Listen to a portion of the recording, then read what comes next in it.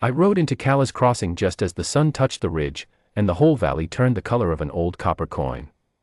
12 years I'd carried that valley in my chest like a stone, the smell of sage and pine tar, the sound of the creek where it bends past the drum fence line, the way the light falls exactly like that in late summer, long and golden and a little sad. I'd told myself 100 times over those years that a man who rides away from something beautiful deserves to find it gone when he comes back. I'd told myself she had married. I'd told myself she was happy, and that was the right ending to the story, and I should let it lie. I hadn't let it lie. I was 41 years old, trail-worn and sun-darkened, with 12 years of driving other men's cattle north to show for myself and not much else. I had a deed to 300 acres in the Crossing Valley, bought parcel by parcel, the way you build a thing when you have only wages and stubbornness and a promise you made in the dark. I had a small herd of my own, wintering on borrowed pasture 2 valleys over. What I didn't have was any right to walk back into Cala Drum's life and expect a welcome. What I had was the promise. I'd made it the night I left, 12 years back. She was 19 and I was 29, and her father, Holt Drum, had made it clear enough that a drifting trail hand with a borrowed saddle and no land wasn't a man he'd call suitable for his only daughter.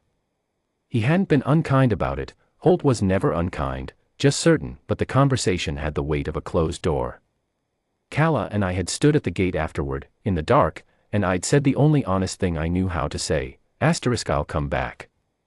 When I've got something to come back with, she had pressed her hand flat against my chest, right over my heart, and said, then I'll be here.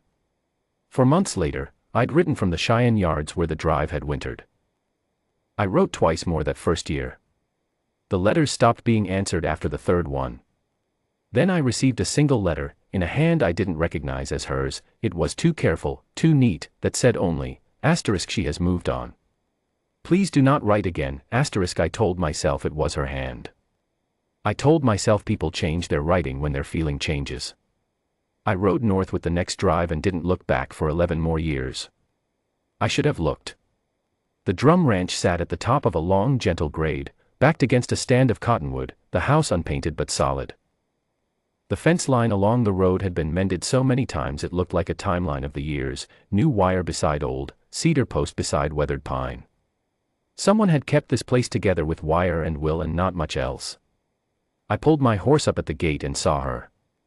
She was maybe 30 yards down the fence, her back to me, working a splice on a broken wire with her bare hands and a pair of cutters.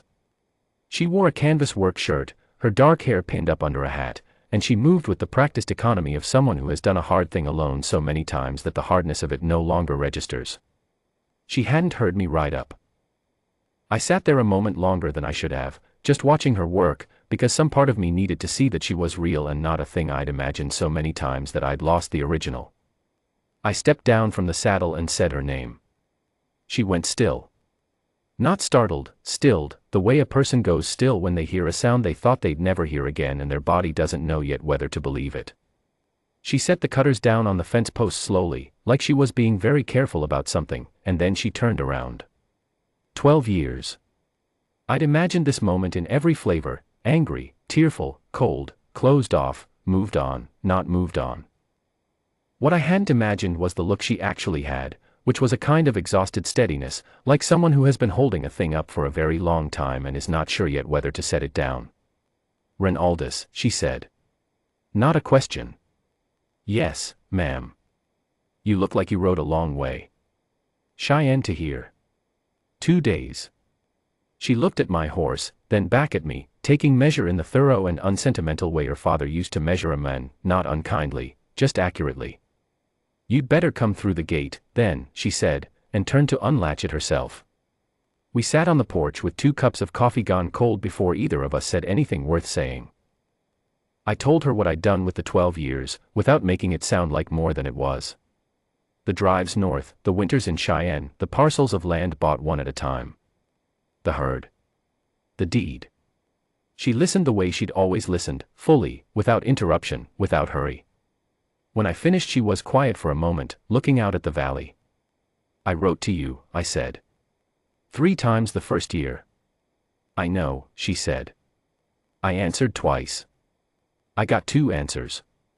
Then you got them. Her voice was even. The 3rd letter, I wrote back to that one too. I waited 3 months for a reply.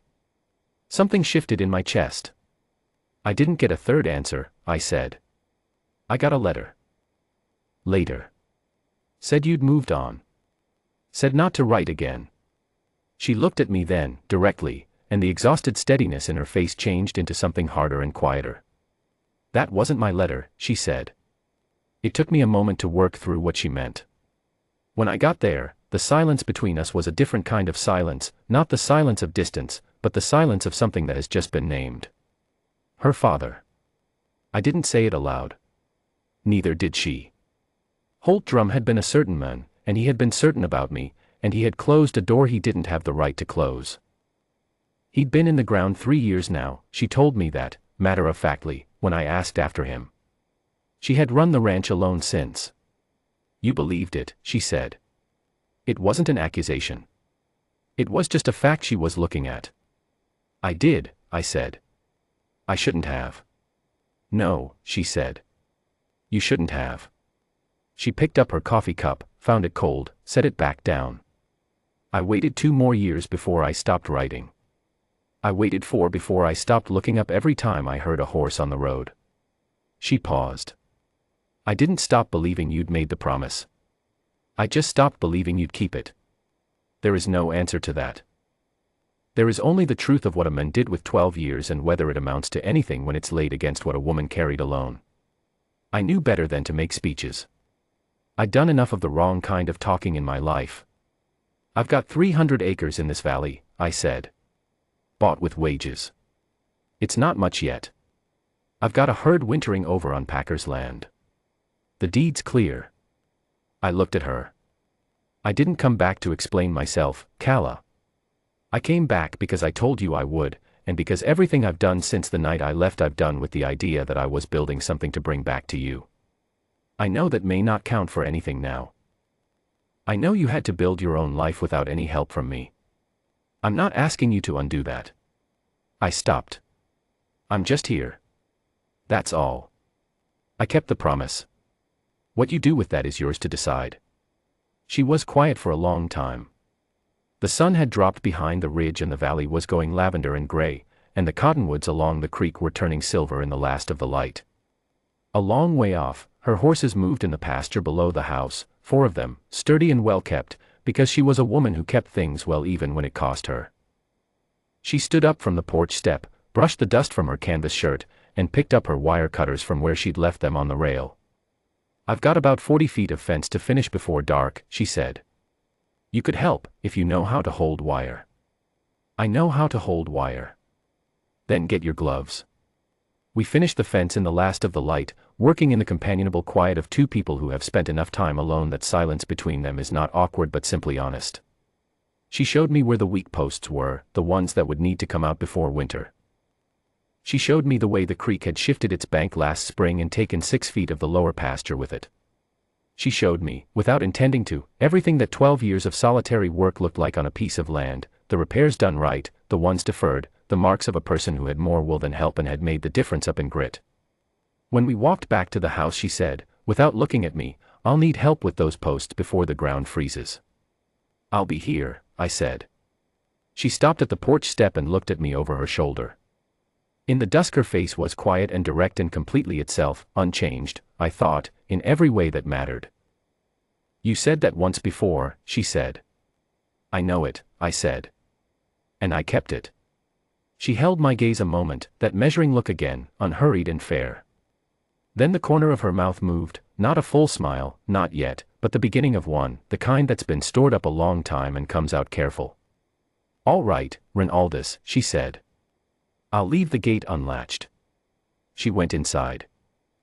I stood there in the last of the light, looking out at the valley, at the pasture and the creek and the cottonwoods going dark, at the 300 acres of my own land somewhere in the middle distance, at the wide sky above Calla's Crossing turning from lavender to the deep clear blue it goes just before the stars come out.